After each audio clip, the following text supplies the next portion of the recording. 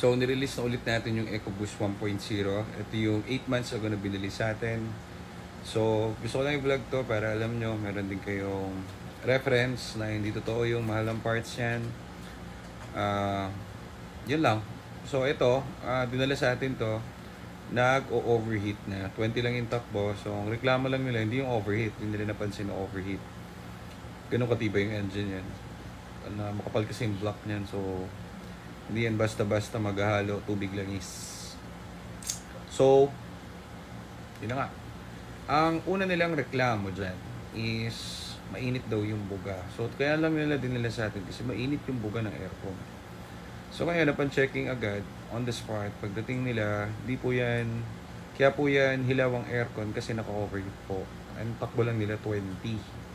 So, tama lang yan kasi piniprevent ng system ni Ford or pati naman ng ibang mga kotse. Fail safe nila yan. Nililimp mode nila yung kotse kasi sobre na yung temperature na na-attain ng engine. Kapag yan, tumaas pa, possibility sumabog yan. Kaya ganyan lang. Tawag dyan, limp mode. Okay?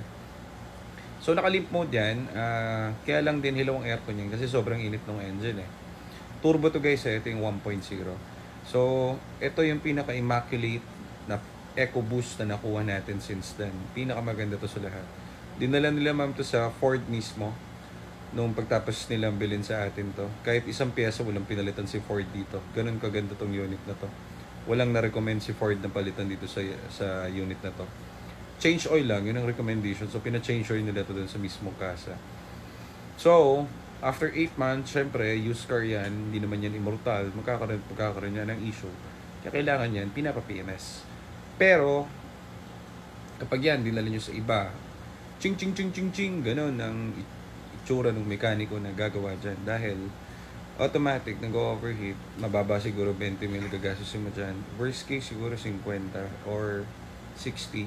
Yung mga garapal, mas mataas pa. So, it depends. Kaya kailangan, alam nyo yung pinagdadalan nyo.